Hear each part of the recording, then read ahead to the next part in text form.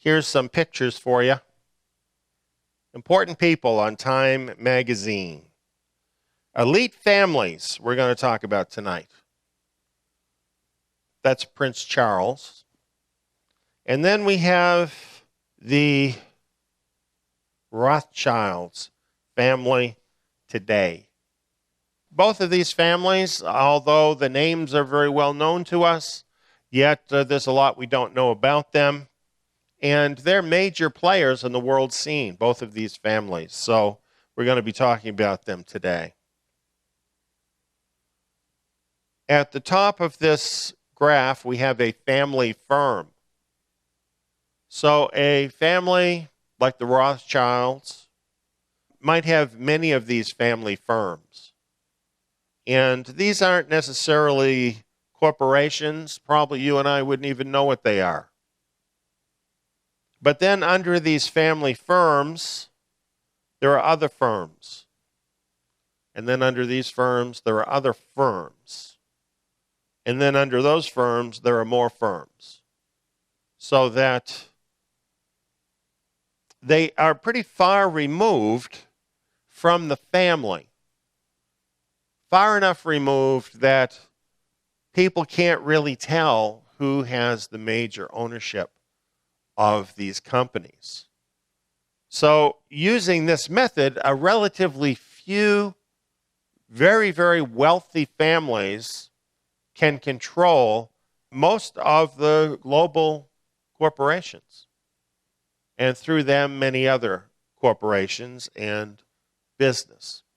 So, when you look at our world and you think about the fact we have 7 billion people in the world and you look at business and so on, you're thinking that there's just lots of businesses, things are very healthy and so on in the economy. But really, one of the reasons why we have such major problems today, and such as the global economic crisis of 2008 and the economic problems that have ensued since then, is that really there's a relatively few people that control the lion's share of that economy. So this is how a few super wealthy families own the lion's share of the world's corporate wealth. Now, when you have a relatively few families that own so much of the world's wealth, of course, these people have a tremendous amount of clout in the world. And really in ways that we couldn't even imagine. The ordinary person couldn't even imagine the kind of influence that a person like this can have. And just imagine when you get a few of these people together all working the same agenda. You've just imagined the Bilderbergers, haven't you? So this is what you've got. Well, let's go on and look at just two of these families and realizing that there are others. Certainly, she comports herself like a queen, always very proper. Queen Elizabeth II. One interesting thing about the Queen is, according to authorities, she's listed as being in the lineage of King David. And I guess that makes her Jewish, doesn't it? And I always thought that she was British. Hey, she is British and she is Jewish. Interesting, isn't it? Okay, well, let's find out some more about her. Well, Queen Elizabeth II is also in the direct lineage of the Roman Caesars by blood. So actually, she carries forward the Roman line of the Caesars on the British throne.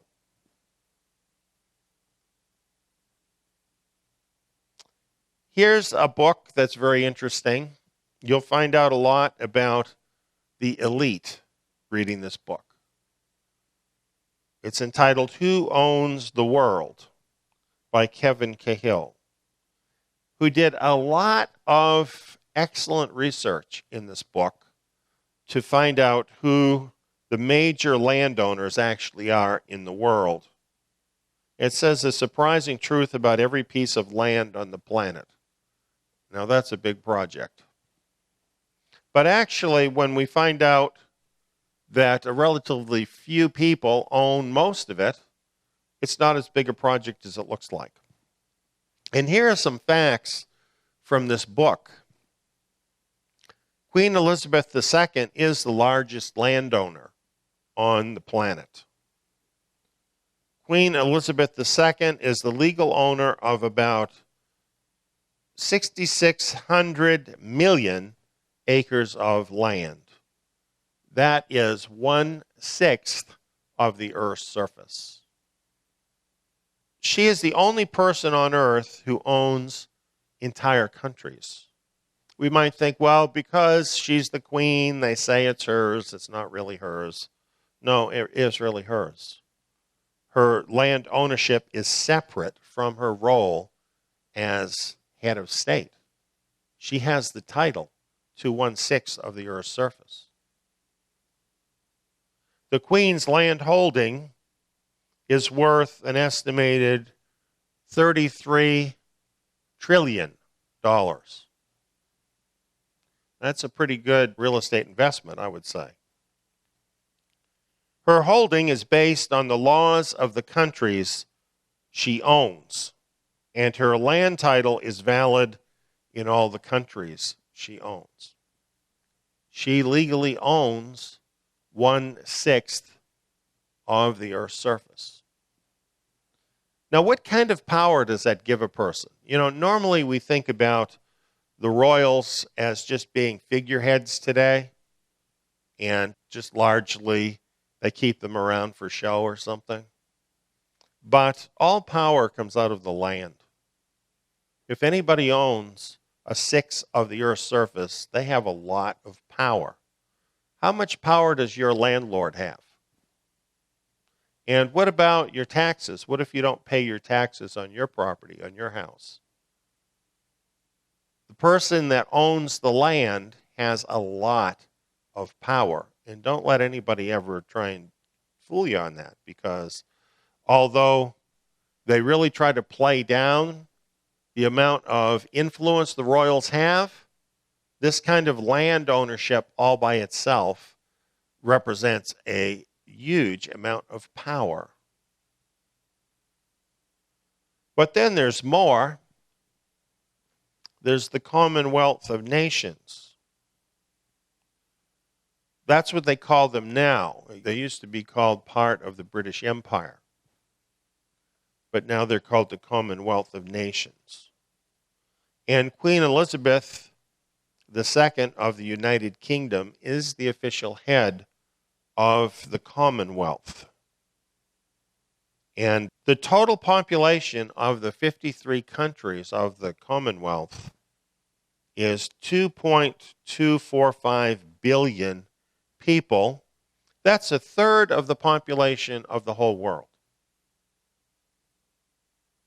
This is a much larger area and a much larger population base than any country in the world, under any monarch in the world. Even China is not as big as this. So this is really quite huge, and it represents a huge dominion. These 53 countries cover about 21% of the total land area of the world. Well, as we look at this, we find out a little bit more. These 53 countries of the Commonwealth represent about 1/3 of the population of the earth. Now that's one person who is the monarch over 1/3 of the population of the world. And you might say, well, yes, but again, that's all a figurehead sort of thing. Well, not really, because, for example, in the United Nations, when it comes to voting on things, the United Kingdom has an additional 53 votes out of the total 100 and I think it's 93 countries. So that is a huge voting bloc in the United Nations that really gives the United Kingdom really an advantage over every other country in terms of its total influence. Now here's something else that is very interesting. If you do a little research, you'll find out that Ronald Reagan was knighted by the Queen. Shimon Peres of Israel was a knight of Queen Elizabeth. Rudy Giuliani, the mayor or former mayor of New York, was knighted by the Queen. And General Norman Schwarzkopf, he was knighted by the Queen. Each of these men have the official title, Knight of the British Empire. Now, it's interesting, the history books tell us there is no British Empire, and yet people are still being knighted and given a title of Knight of the British Empire. So you tell me what that means. And by the way, how can somebody who is a public servant in America be knighted as a servant of the Queen? Doesn't that make you think that maybe things aren't the way they're necessarily portrayed to the public? Well, then we have this guy. This is Prince Charles, and he's pictured here with Count Dracula, one of his many relatives. And this is true about the royals. They, over centuries, have been intermarried with just about all the significant people throughout Europe. And this is how it is with the royalty. They're all intermarried with one another. There's more to Prince Charles, though, than just a pretty face. This is an amazing book to read. You know, I just never had any regard for Prince Charles. You know, like everybody else, I wasn't real impressed with Prince Charles. But then when I read this book, I found out what he really does with his time. And he has had an amazing influence on world government through sustainable development and Agenda 21. And I'm going to show you a little bit about how far-reaching that really is. This statue is kind of interesting. This is entitled, Winged Prince is Savior of the World. Somebody thinks he's more than just a figurehead. And what you're seeing here is a statue that was made to be erected in Brazil in honor of Prince Charles as the Savior of the world. And this was for Palmas in Brazil. And it's a really interesting statue. At the feet of the statue is what it calls an untidy mass of human bodies. And this is said to represent the world in a mess which the prince is fixing. I think there are other ways you could interpret that. And the governor of that area said about this, "It is Prince Charles saving the world. We think he is deserving of it," meaning of this honor. Well, what has he done that would make some people think that he is such an important person doing so much for the world? Well, this is really what he does with his time. He established this along with a business person by the name of Robert Davies, and this is the International Business Leaders Forum, the IBLF. And this was established, as it says here, in 1990. Now, I think that's significant because the UN did not start its push for sustainable development until 1992. But Prince Charles has been working sustainable development since 1990. In other words, ahead of the UN, he was already working to develop this. It says here, His Royal Highness the Prince of Wales has led the field in promoting the role of business leadership. IBLF is supported by a network of over 85 companies from Europe, America, Asia, and the Middle East, and more than 200 affiliated organizations worldwide. We position business as a lead partner in sustainable development. One of the principal ideas of sustainable development is public-private partnerships. This is how it works. And essentially, some level of government, usually at a local level, it could be a town, a city, a county, and a business form a partnership together in order to govern the local area. And what Prince Charles is saying is that he helps those businesses position themselves as the lead partner. So in the areas where Prince Charles has done this, it's the businesses that are the lead partner in governing the community. So whose interests are really being looked after there? Is it the business's interest or the community's interest? Well, businesses are in business to make money, to take care of their shareholders, right? And when we understand this, we can see how successful Prince Charles really has been, because we've seen this huge amount of money flow from every community in the world into the pockets of big business, so that today, well, one source we read, 80 of the world's richest people own more than half of the people in the world own. So there's been a huge drain that has happened. And this little thing that Prince Charles set up called sustainable development is very much responsible for that. And yet you and I, we hear sustainable development, and what do we think that means? We think it means conserving nature. We don't have a clue what it's really about.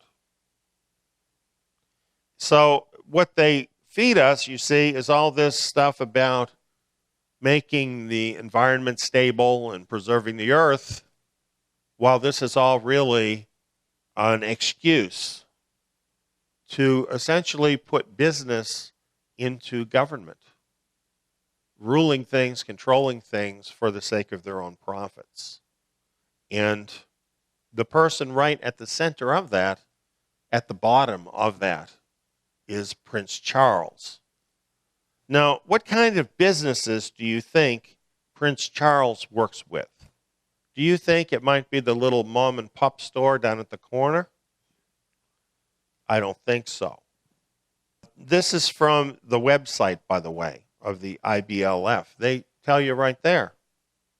They say they have a global impact, which is to underestimate it.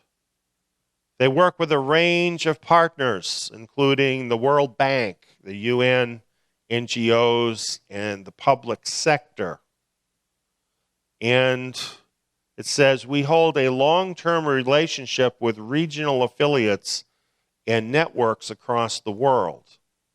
So basically what Prince Charles does is he hooks up the leaders of the transnational corporations with the NGOs, with the World Bank, with the UN, in order to put them in a position of leadership, or in the language of Agenda 21, governance. Governance. Well, there's more. Along with this, he has a training program worked out with the University of Cambridge. And this program says over 2,250 delegates from more than 1,000 organizations in 73 countries have attended the program's senior executive seminars. It is the leading international forum for so-called sustainable business. Well, it should be. They invented it. And this is primarily intended for business leaders and corporate senior executives who operate at a strategic level. Strategic level means basically the top corporations, the most influential transnational corporations in the world. And this is to ensure their organizations grow sustainably and profitably. That's what they say. So Prince Charles really is much more influential in this world than any of us know. But the reason that we don't know more about it is because really his primary work is with people that you and I, the ordinary person, never have anything to do with. I mean, when is the last time that you spoke with the CEO of Coca-Cola or Walmart or any of these big corporations? We don't really know what they're doing, do we? Well, those are the people that Prince Charles is working with every single day in order to keep building up this global network that he's working on. And this is what actually brought us to the point where they have completed their Agenda 21 program. And now we're on to Agenda 2030, which is even much bigger and essentially all-inclusive, and all of the countries in the entire world have signed on to. So how influential does this make this man? It's really quite amazing. Well, there's a book about him called The AntiChrist and a Cup of Tea. And this book suggests that Prince Charles is the Antichrist. And part of the reason put forth is his family crest, which is reproduced here. And there are many elements on the family crest that the author of the book points out, suggest various things in the prophecies of Scripture. It is interesting. There's quite a few of these different coincidences, if you will, here in Prince Charles' family crest. Well, here's another family. You know, all the really big families have a family crest. I think it's required. This is the family crest of the Rothschild family. And we hear all kinds of things about the Rothschild family. Very, very seldom, though, does anyone have any documentation for any of it. We want to limit ourselves to things that we have documentation for. Here, we're quoting from Wikipedia, which also quotes from other sources. So this is all documented, what it's saying here about the Rothschilds. It says the Rothschild family is a highly wealthy family descending from Mayor Amschel Rothschild, who established his banking business in 1760. Rothschild managed to bequeath his wealth and establish an international banking family through his 5 sons, who established themselves in London, Paris, Vienna, and Naples, as well as Frankfurt. The Rothschild family is believed by some to have possessed the largest private fortune in the world. Now, that'd have to be big if it was bigger than what the royal family has, right? As well as the largest private fortune in modern world history. Mayor Rothschild successfully kept the fortune in the family with carefully arranged marriages, often between first or second cousins, similar to royal intermarriage. This is a very old practice which we find in the Scriptures. In fact, the nation of Israel was based on something very much like this, where the wealth was kept in the family. And the family inheritance was passed on in the family. And this secured the welfare of the family. Well, what have we seen happen over roughly the last 100 to 150 years? That kind of a system has been torn down with the people in general. Everything possible has been done to undermine families and to break up families. But you won't find that with these kinds of families because they are patriarchal. These families are all patriarchal. And that's how they operate. And they do marry within the family so as to keep the wealth within the family. That's what they do. And that's what they've done. And that's what the royals have done for thousands of years, literally. So, they practice things entirely different than what they tell everybody else to do. It's very interesting. For instance, under sustainable development, we're all supposed to leave our property and go live in a high-rise apartment somewhere. You think the Queen is going to do that? Leave her 6 of the Earth's surface and go get an apartment in London? I'm thinking not. Well, here's something to look at. What if you have 2 families of such incredible influence and wealth, and they became united in one family? How much influence would they have in the world? So we're going to consider now the houses of Windsor and Rothschild, and whether these 2 families are united. And what a nice little picture, isn't it? I think a lot of people really like Princess Di. And there she is with Charles and their 2 boys. A really lovely picture. And it's a tragic picture, I think, in light of how all of that turned out. But that's kind of a different story as to what happened with Princess Di. That's a story in itself. Something about Princess Di is that she had a Jewish father. This is chronicled in Tina Brown's book, The Diana Chronicles. The author sets about to prove that Princess Di's mother, Frances Shand Kidd, had a long-running affair with Sir James Goldsmith, even while she was married to Earl Spencer. So Lady Di was called by the name of Spencer.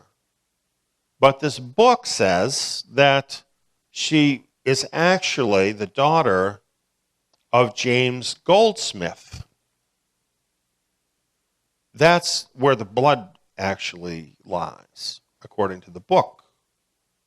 And the late James Goldsmith, a wealthy Jewish banker and publisher, was a cousin in the Rothschild family. And remember, that's how the Rothschilds do it, right? Well, here's some pictures, and you can figure out for yourself whether there's any family resemblance here. But Zach Goldsmith, he would have the same father as Princess Diana, if this were true. And then this is Prince William, Princess Diana's son. So what do you think? Does Prince William, Zach Goldsmith, and Princess Diana look as if they all are carrying the same genes? Here is Princess Diana with Jemima Goldsmith. That's Zach's sister. And if this book is correct, also Princess Di's sister. It is interesting that the Goldsmiths like to marry Rothschilds. And they, of course, are Rothschilds, right? They're cousins. But Ben Goldsmith married Kate Rothschild. So they're doing exactly what the family custom is of keeping the wealth in the family. Well, here we have some more. We have Ben Goldsmith and Kate Rothschild. But then we have Zach Goldsmith, and he married Kate's sister, Alice Rothschild. So both of the brothers, the Goldsmith brothers, married Rothschild girls.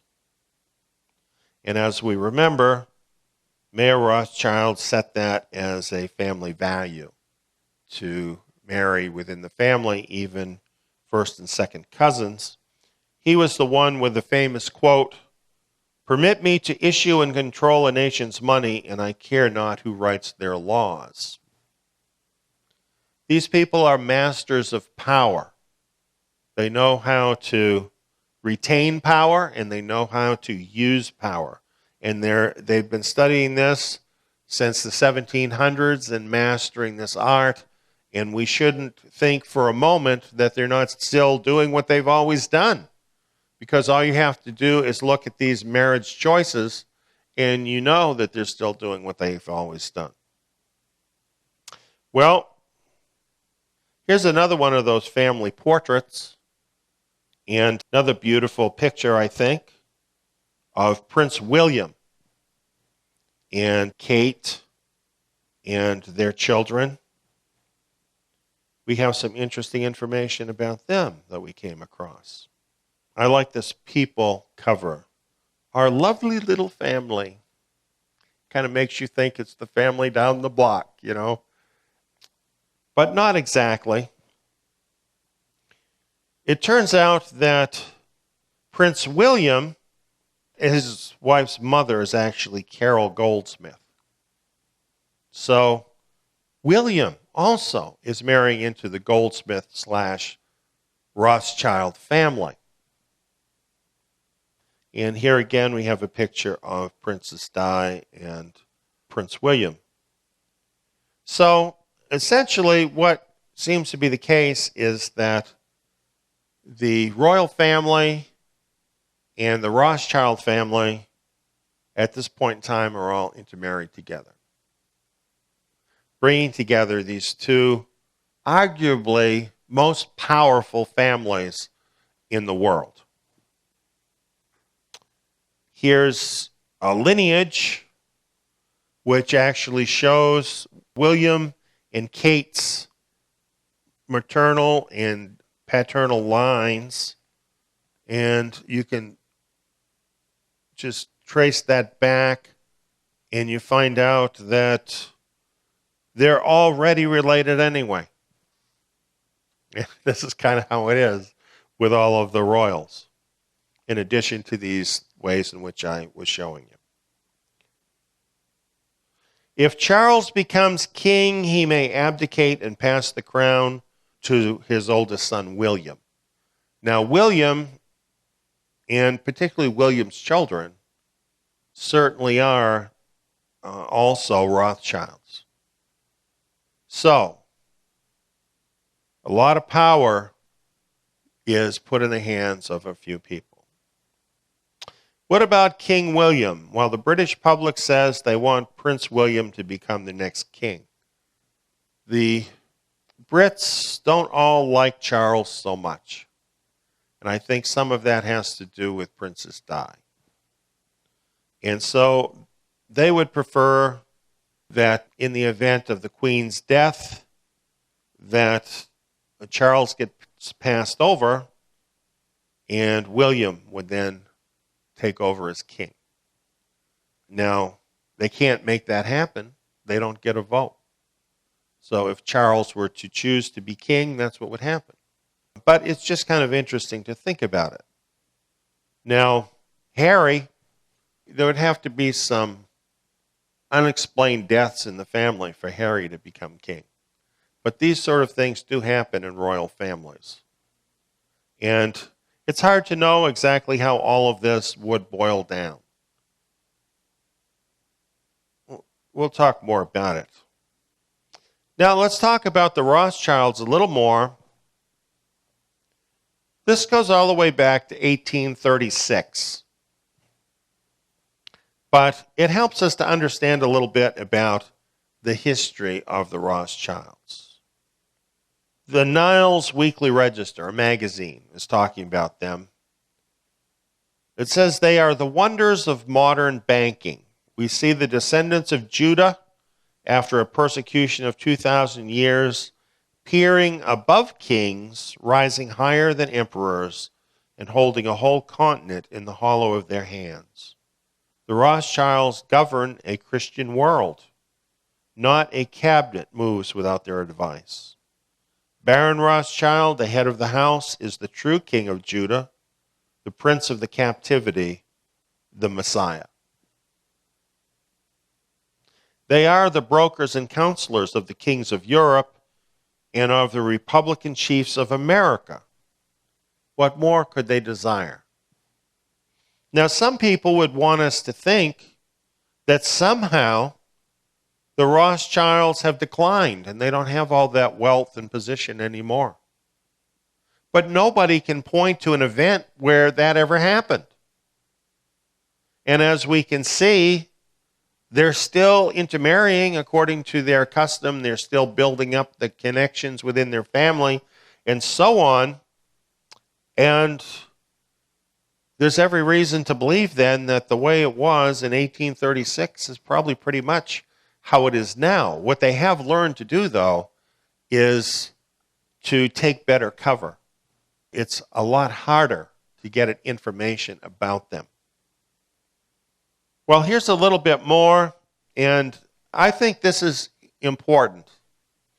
What we're going to look at now is the connection of the Rothschild family with the state of Israel.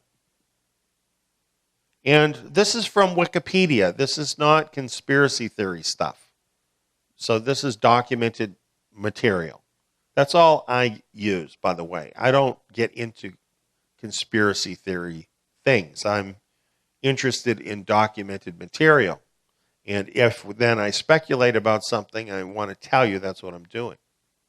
But this is what it says. During the 1870s, the family contributed nearly 500,000 francs per year to the Zionist cause.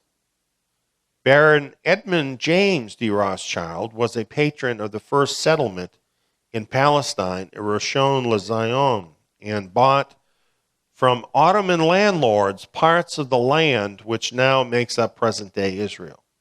What the Rothschilds did is they actually bought the land from the Ottomans. And at that time, that was under the control of the Ottoman Empire. So rather than take the land from them, steal the land from them, they just kept buying up huge amounts of acreage and really bought up a large part of what is present-day Israel. In 1924, he acquired more than 125,000 acres of land this way, buying land for Israel. In Tel Aviv, Rothschild Boulevard was named after him, as well as various localities throughout Israel, which he assisted in founding. Rothschilds financed the Knesset building as a gift to the state of Israel and the Supreme Court of Israel building. So the investment of the Rothschilds in Israel before Israel was ever a country, in order to make it a country, is huge and I think easily more than any other person. Easily more than any other person or family. And so really the state of Israel owes a gigantic debt to the Rothschild family. And it's really questionable from a practical standpoint whether there could even be a state of Israel if the Rothschilds hadn't done this. But there's more. There's the Balfour Declaration. And what happened was, after World War I, the British Empire had conquered the Ottoman Empire and ended up in control, essentially, of the Middle East. And they had to figure out what they were going to do with it. So this is written to Lord Rothschild. And a couple of key points.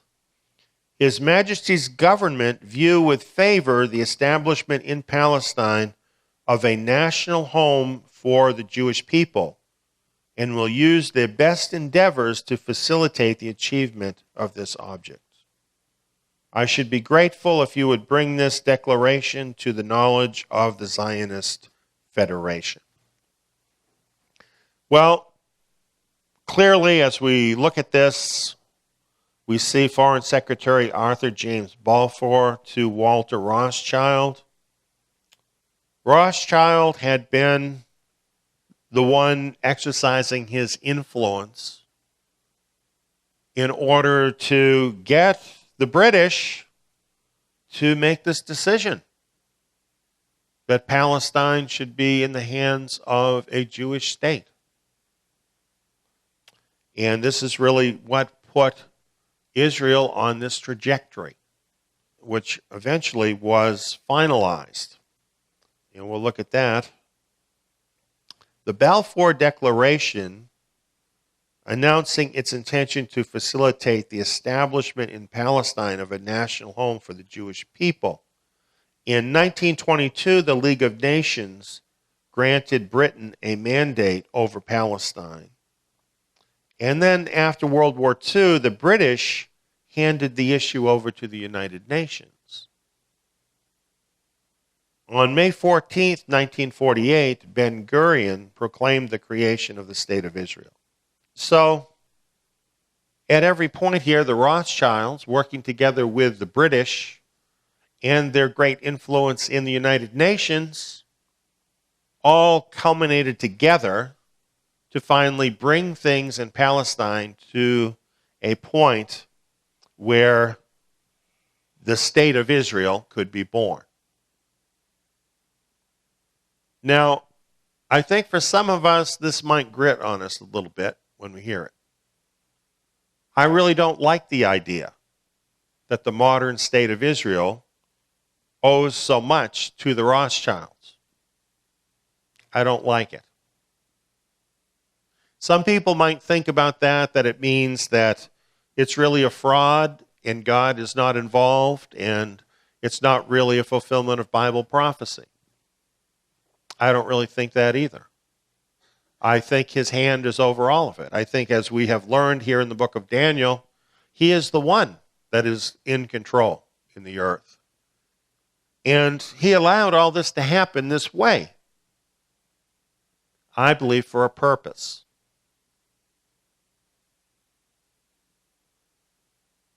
Well, this is from the Rothschild website. They say on their website that they have a long history in Israel, and the Rothschild family has played a significant role in the development of the country.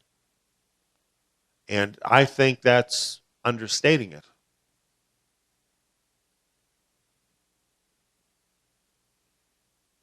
This is the Israeli Supreme Court, donated by Lord Rothschild. Many people criticize this Supreme Court because it is loaded with occult symbolism. It has an obelisk in it. It has influences that directly relate to Masonism. For example, it has this pyramid with what appears to be the all-seeing eye in it. And just from the Supreme Court building alone, which is a beautiful and highly expensive building, one would come to the conclusion that the Rothschilds are involved in at least Masonism, if not full-out Satanism, actually, with these symbols. The symbols themselves suggest this when we know what they mean. And when they built this, they insisted that they were able to build it by their own design because they were building it with their money. And that's what they did. They built it and then turned it over to the state of Israel. I pulled this off of a Jewish website, jewfact.org, under Judaism 101, about the Mashiach, or the Messiah.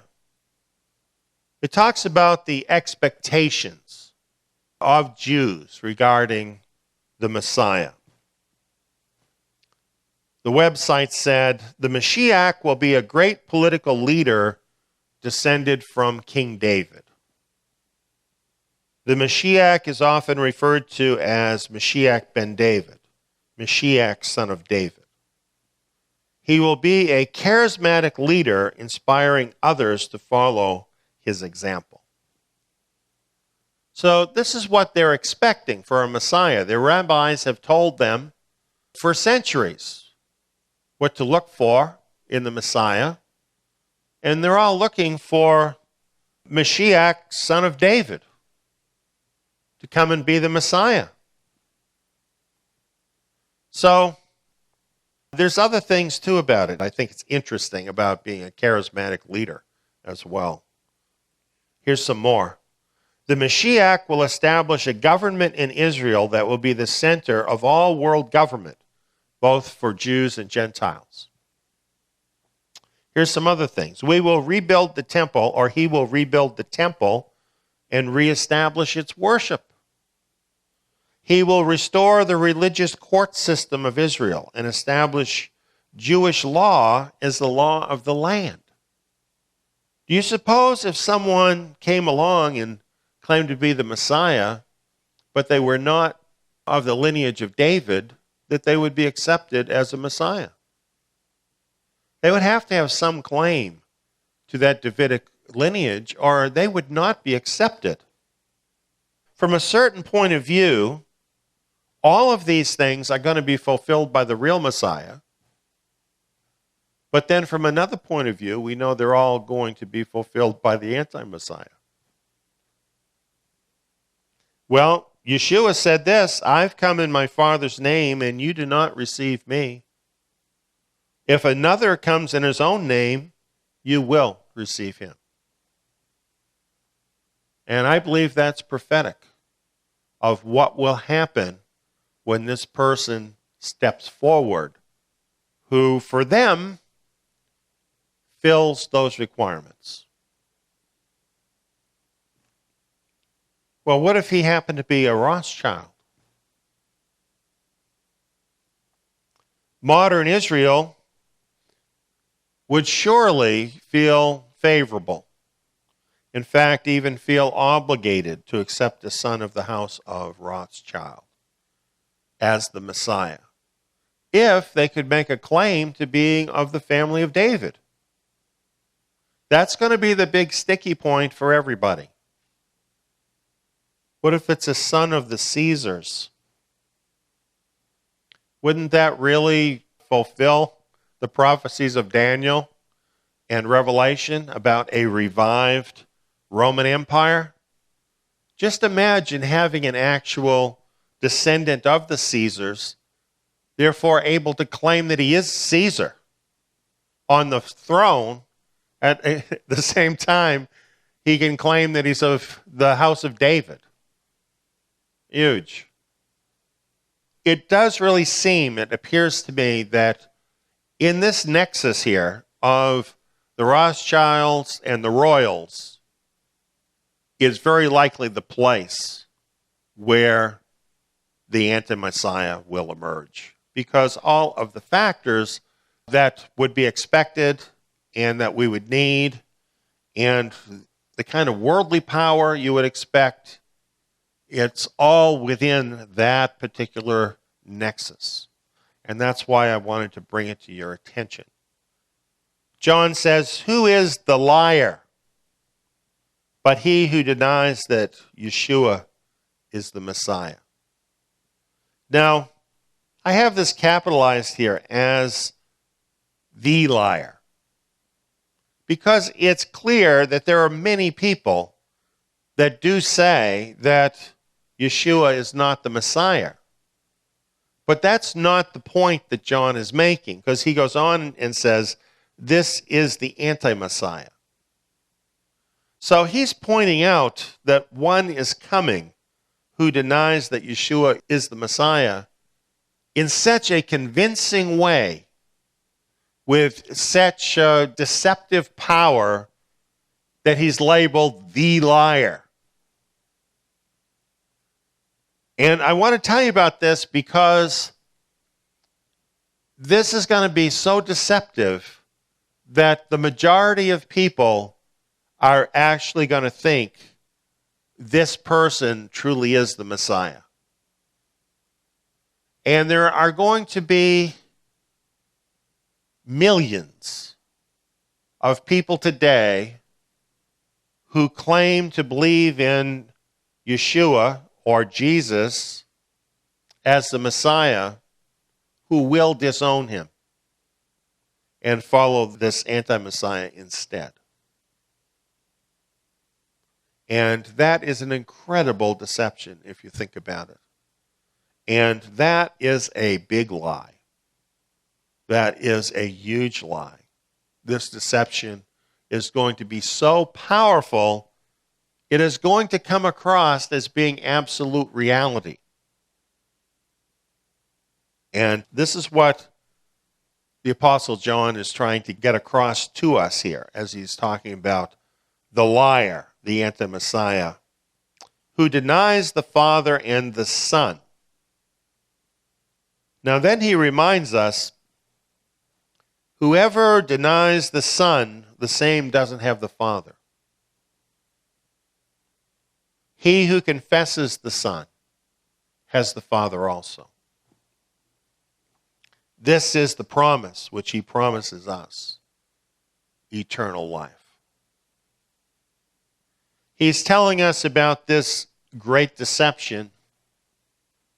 He's telling us what's at stake, our eternal life. And he's telling us the central issue. Who is the Messiah? The only way to know him is you must put him first, because he really doesn't have time for people that don't put him first. If you put him first, you can know him. And of course, if you actually know him, then when the anti-Messiah comes with his big lie, you won't be fooled. And really, the only people that won't be fooled are the people that do know Yeshua. Because then they will know that he is the Messiah and they will not fall for it. But this huge deception is coming in. And it's going to grow and grow and grow. And it's going to be extremely powerful.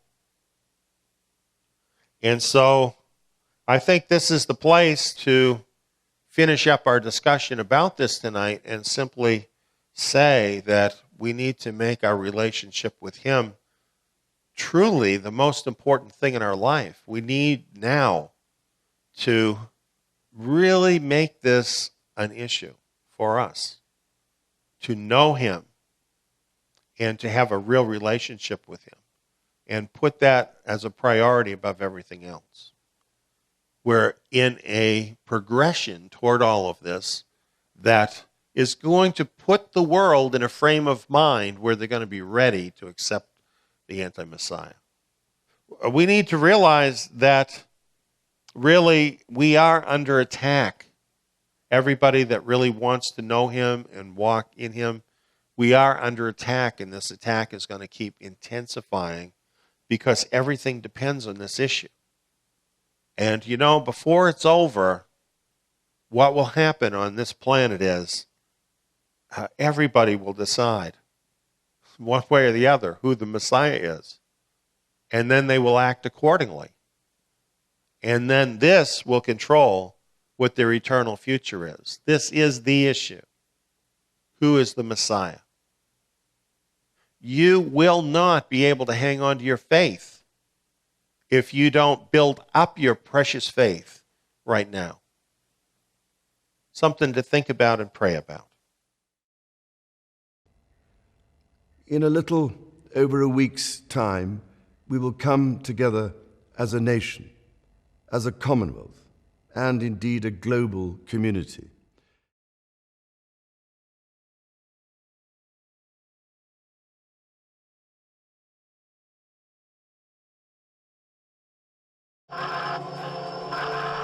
America has failed. The church is in apostasy. There are countless contradictory voices. We are in the end days. The beast of Daniel is surfacing. What do you do? When do you do it? The voice of Zion in exile is here with a crystal clear word. This is the seminar you've been waiting for. This is the Beasts of Daniel surfacing.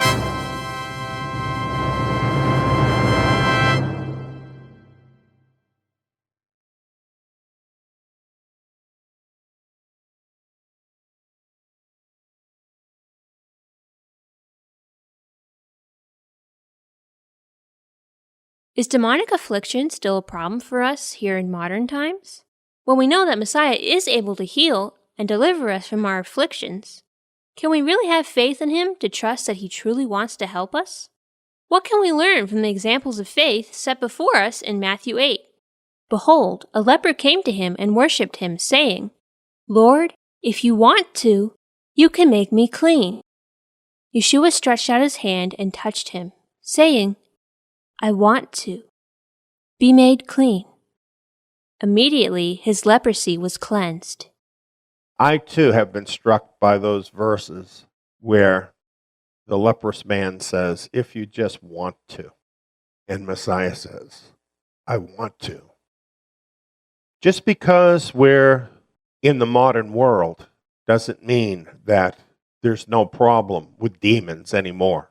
Just because there's such a thing as modern medical care does not mean that people do not need healing. If anything, we need the things that Messiah offered to those people in Matthew chapter 8 today as much or more as they did back then.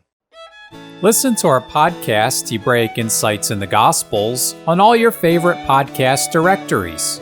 For more information about Zion Road Radio, visit our website at zion.org. That's TSIYON.org. Join us for more Hebraic Insights in the Gospels.